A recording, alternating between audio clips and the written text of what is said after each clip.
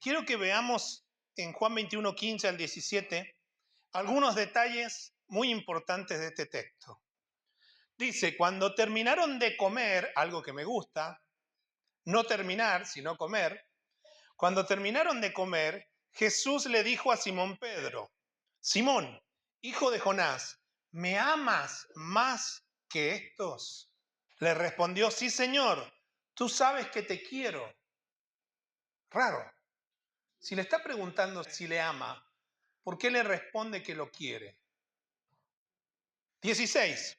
Volvió a decirle por segunda vez, Simón, hijo de Jonás, ¿me amas? Pedro le respondió, sí, Señor, tú sabes que te quiero. Le dijo, pastorea mis ovejas. 17. Y la tercera vez le dijo Simón, hijo de Jonás, ¿me quieres? Ya el Señor bajó el nivel. Pedro se entristeció de que la tercera vez le dijera, ¿me quieres? Y le respondió, Señor, tú lo sabes todo, tú sabes que te quiero. Jesús le dijo, apacienta mis ovejas. ¿Has sentido alguna vez que Dios te ama y te lo demuestra, pero que tú no estás a la altura de corresponder a ese amor? Sientes que Dios te da todo, sientes que Dios está contigo, que te cuida, pero que tú no estás a la altura de lo que Él demanda o lo que Él pide. Quizás te sientes como Pedro, que te preguntan, ¿me amas? Y tú respondes, y te quiero, pero tú lo sabes todo, o sea, pareciera que no te quiero. O en el peor de los casos, ¿has sentido que tú no amas a Dios como Él quiere o lo merece? Antes de responder o meterme en este tema, quiero que veamos lo que dijo el teólogo y filósofo Tomás de Aquino por allá por el siglo XIII. Dentro de cada alma, dice él, existe una sed por felicidad y significado. Dentro de cada alma existe una sed por felicidad y significado. Esta sed que habla Tomás de Aquino también se manifiesta dentro del cristianismo, también se manifiesta dentro de la iglesia, porque es allí donde nos preguntamos por qué Dios me ama tanto si yo no estoy a la altura de corresponder ese amor. Y usted va a escuchar mucho dentro de la iglesia personas que dicen, yo no sé por qué Dios me ama tanto. Yo no sé por qué Dios me responde. Si cada uno sabemos cómo somos puertas adentro. Cada uno carga con una mochila del pasado que hay que saber dejarla a los pies de Cristo para que no nos castigue esa mochila. Y la respuesta está en que no comprendemos la gracia de Dios. No comprendemos el regalo, el favor de Dios. Además, a lo largo de la historia, las malas enseñanzas que a veces se convierten en herramientas de manipulación, porque eso es lo que pasa, han llevado al creyente a creer que siempre tiene que hacer algo para ganarse la gracia o el favor de Dios. Es como que siempre tenemos la necesidad de hacer algo para compensar. Por eso aparecen tiempos donde empezamos a prometer cosas. ¿Cuántos han prometido algo a Dios y nunca han cumplido? Si me ayudas en esto, yo te prometo que... Y después... ¿Por qué? Porque el ser humano siempre se va a preguntar algo gratis. No puede ser. Algo está fallando cuando es gratis. Hay una frase popular que dice, cuando la limosna es grande, hasta el santo desconfía. ¿La han escuchado? ¿Sí? ¿La han escuchado? ¿O soy el único que escucha esas cosas raras? No la había escuchado. Cuando la limosna es grande, hasta el santo desconfía, dice. El no entender el amor de Dios genera en las personas sentimientos encontrados que lo llevan a querer hacer algo para Dios, para ganarse el favor de Dios. Y más cuando estamos pasando situaciones difíciles. Y la mayoría, le voy a decir algo, fracasa cuando queremos hacer algo para ganar el favor de Dios. Siempre se fracasa. Y terminamos diciendo, no estoy a la altura. Pero quiero que volvamos a las preguntas iniciales. A las preguntas iniciales. ¿Has sentido que Dios te ama y te lo demuestra, pero tú no estás a la altura de corresponder ese amor? ¿O has sentido que tú no amas a Dios como Él quiere y lo merece? Quiero decirles que yo sí. Yo soy uno de estos. Escuché en una oportunidad unos pastores hablando con alguien y ese alguien, ese amigo, les confesaba, miren, yo les tengo que confesar algo, dice, yo no amo a Dios. Voy a ser sincero, yo no amo a Dios como quisiera porque aunque lo intento, pero siento que no lo amo, que no estoy a la altura. Y la respuesta bíblica que ellos le dieron es la siguiente, que Claudia lo mencionó en 1 Juan 4:19. Nosotros le amamos a Él porque Él nos amó primero. Nosotros le amamos a Él porque Él nos amó primero. Y esto es lo maravilloso, ¿sabe por qué? Porque que Dios nos ha llamado primero nos quita una presión muy grande de nuestros hombros, de nuestra espalda. Que Dios nos ame primero nos quita una presión muy grande porque que Dios tenga la iniciativa nos da libertad a nosotros de que no tenemos que hacer nada para recibir ese amor. Es simplemente aceptarlo y disfrutarlo. Y esa es la idea, que usted salga hoy de aquí aceptando ese amor y disfrutando de ese amor. Ahora bien, ¿cómo se manifiesta ese amor de Dios para con nuestras vidas? ¿Cómo se manifiesta? Bueno, yo voy a hablar solamente de tres manifestaciones. Tres manifestaciones, ¿sí? Hay muchas más.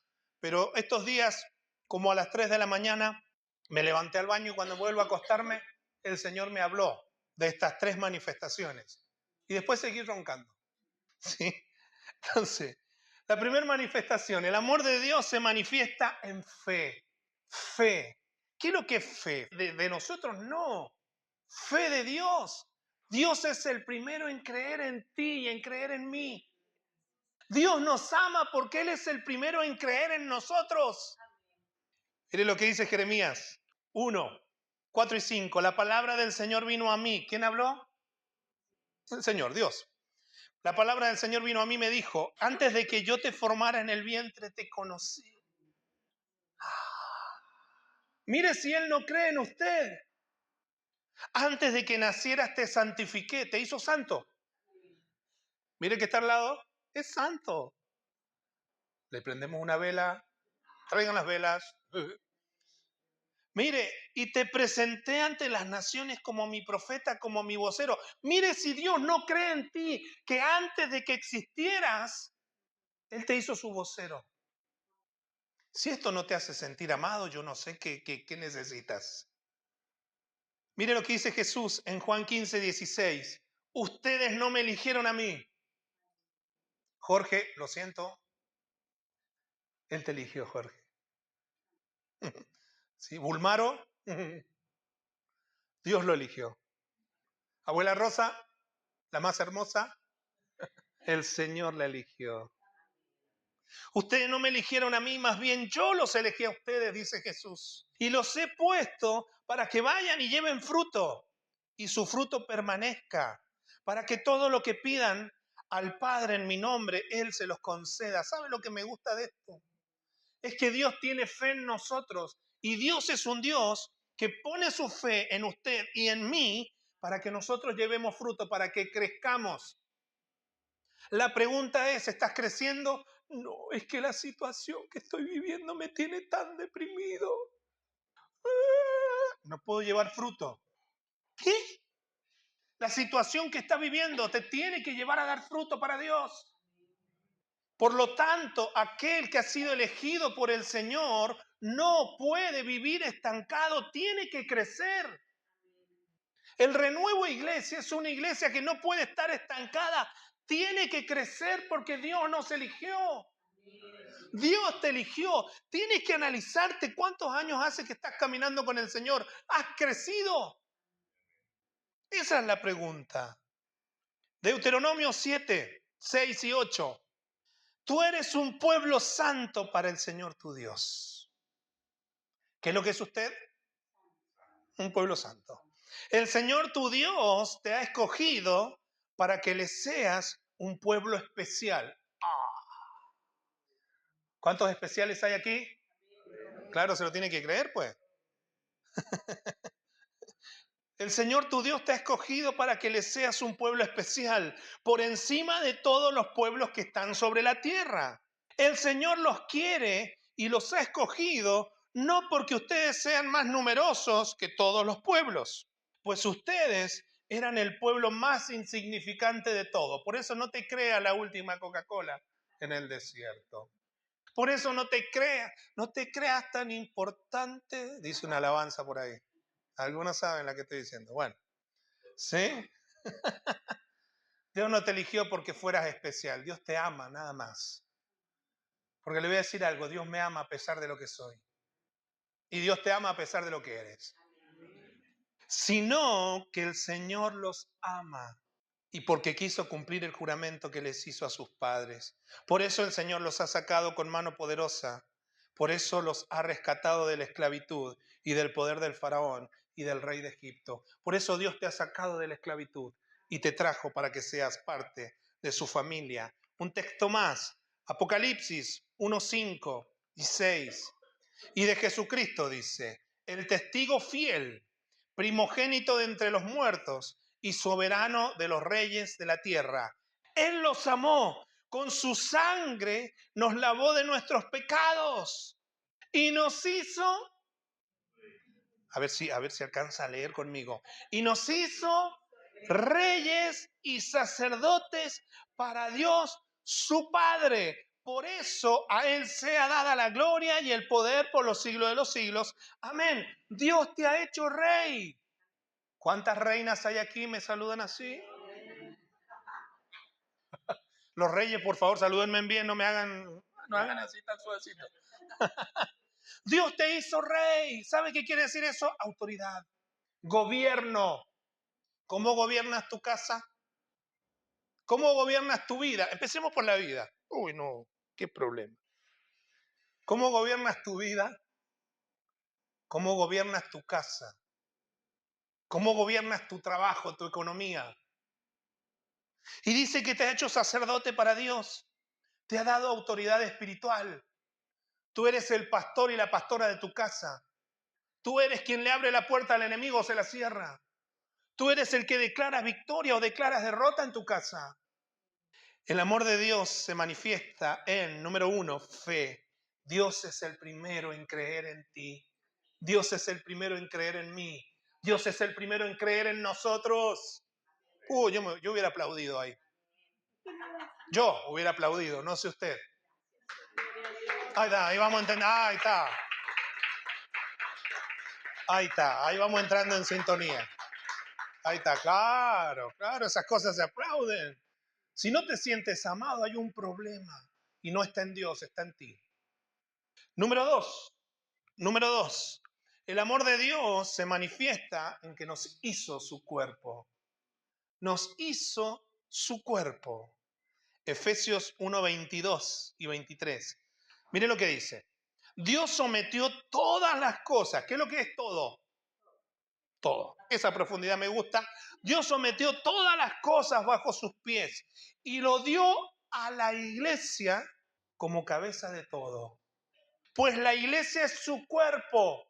¿Qué es lo que somos nosotros hoy aquí? El cuerpo de Cristo. Pues la iglesia es su cuerpo, la plenitud. Mire lo que somos, la plenitud de aquel que todo lo llena a plenitud. ¿Vio lo que es la iglesia? ¿Se da cuenta la importancia que tenemos en esta tierra? Esto no es para sentirse poca cosa. Primera de Corintios 12, 27. Ahora bien, ustedes son el cuerpo de Cristo y cada uno de ustedes es un miembro con una función particular. Tienes que hacer algo en el cuerpo. Tienes que servir a Dios. Tienes que hacer algo. Jesús nos hizo su cuerpo. Ahora, vamos a ver qué es lo que tenemos que hacer. ¿Cuántos quieren saber lo que tienen que hacer? Ahí está, bueno, por 10 lucas cada uno se lo digo. Mateo 25, 31 al 45. 25, 31 al 45. Dice el Señor Jesús, cuando el Hijo del Hombre venga en su gloria y todos los santos ángeles con él, se sentará en su trono de gloria. y todas las naciones serán reunidas ante él. Entonces él apartará a los unos de los otros, como aparta el pastor a las ovejas de los cabritos. Pondrá las ovejas a su derecha y a los cabritos a su izquierda. Y entonces el rey dirá a los de su derecha: vengan, benditos de mi Padre, y hereden el reino preparado para ustedes desde la fundación del mundo. Y acá está lo que tenemos que hacer. Porque tuve hambre y ustedes me dieron de comer. Tuve sed y me dieron de beber.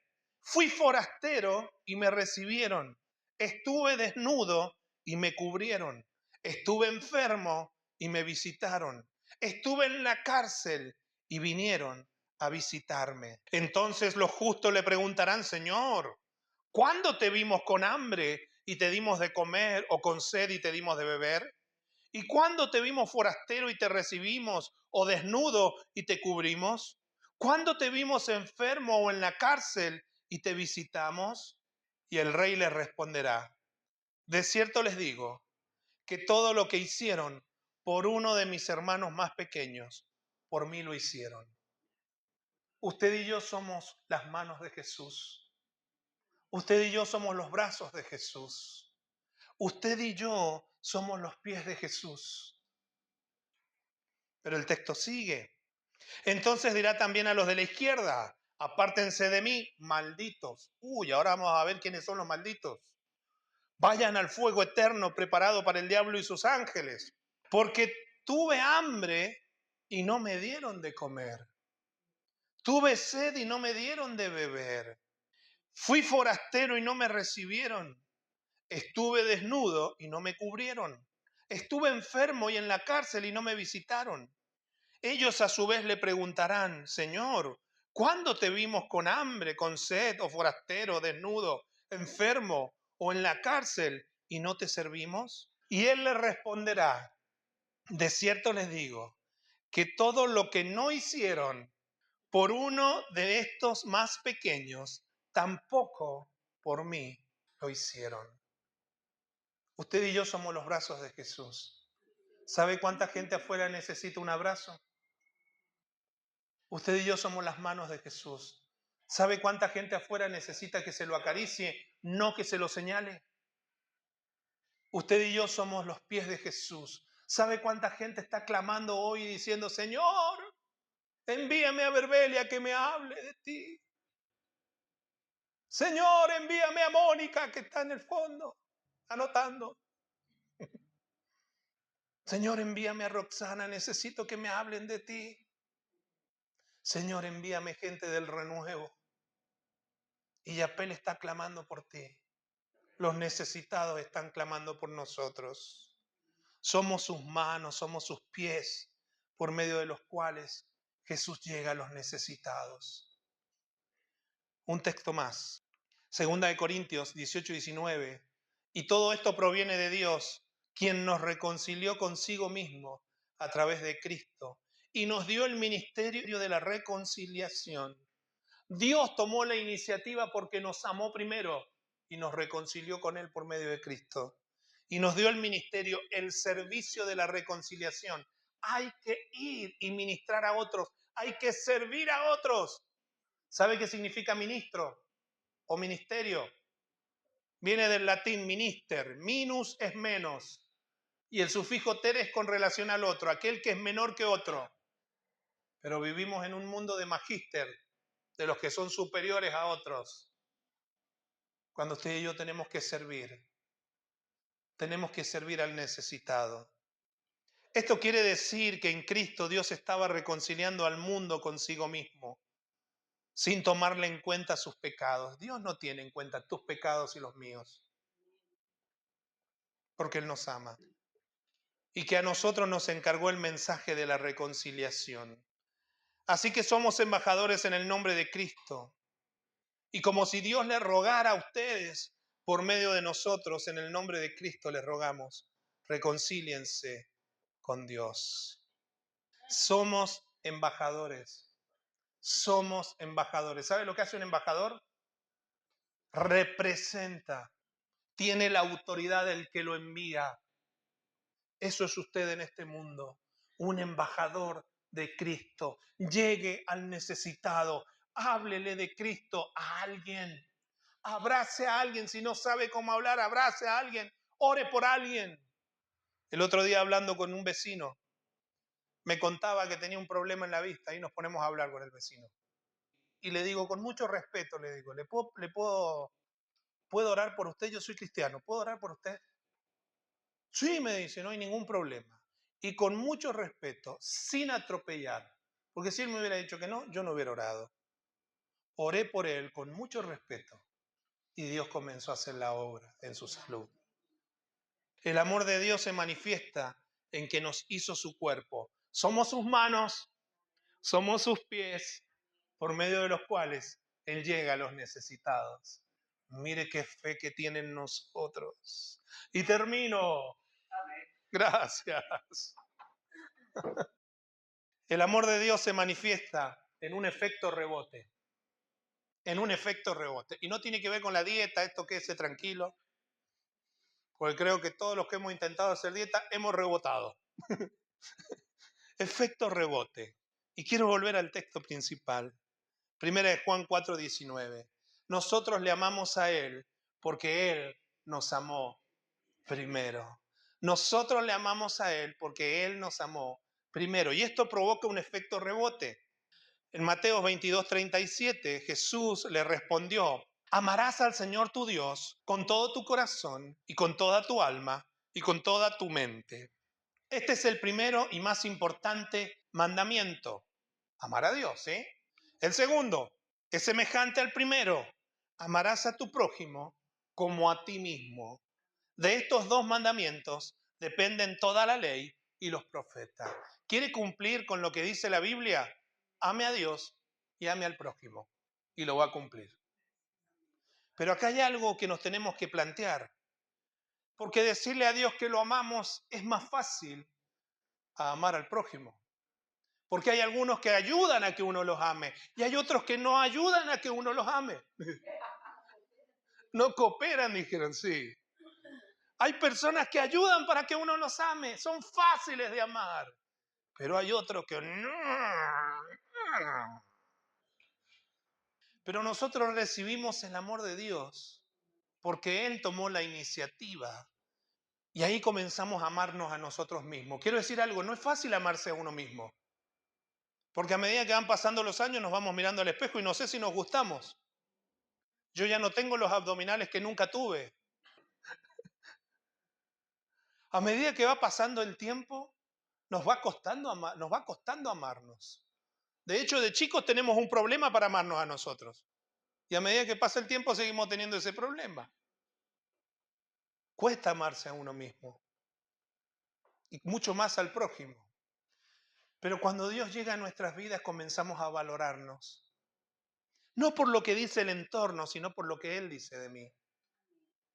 Porque si Él dice que yo soy su rey y su sacerdote, ¿qué más puedo pedir? Si Él dice que tú eres su reina, su rey, ¿qué más puedes pedir? Entonces uno comienza a mirarse con otros ojos porque se mira con los ojos de Cristo.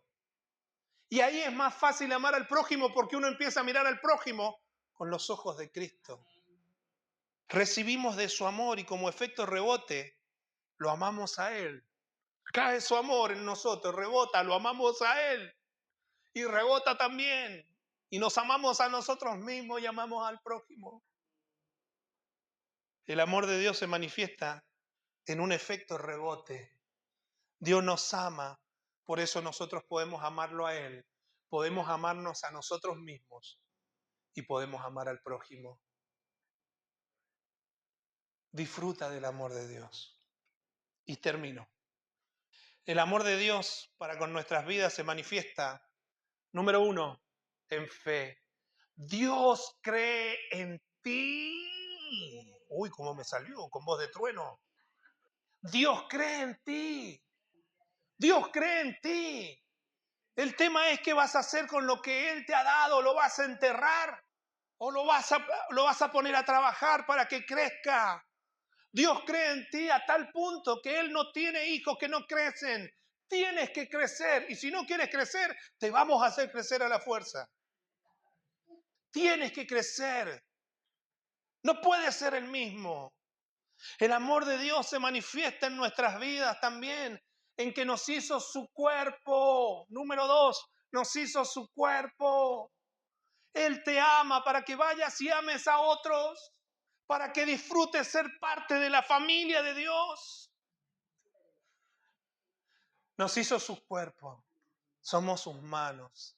No señale, acaricie. La gente está cansada afuera que se la señale. Hay que acariciar, hay que amar, hay que abrazar. Y número 3, el amor de Dios se manifiesta para con nuestras vidas en un efecto rebote. No te preocupes cuánto amas a Dios, porque siempre va a haber alguien al lado tuyo que parece que está más alto. Ay, es que este tiene la contraseña del Wi-Fi de Dios. A este le contesta todo, a mí. No te sientas así, tú eres especial para Dios. No compitas con otros, siempre vas a perder. Compite contigo mismo para ser mejor tú. No te preocupes, Dios te ama. Partamos de ahí. Pero mire todos los problemas, todos los errores que tengo, no importa. Partamos de ahí. Dios te ama. Él te ama primero. Pero Señor, yo no puedo amarte, no importa. Yo te amé primero. Yo te amé primero. Partamos de ahí. Y tanto amó Dios al mundo. Tanto amó Dios al mundo, dice Juan 3:16, que dio a su Hijo por ti y por mí.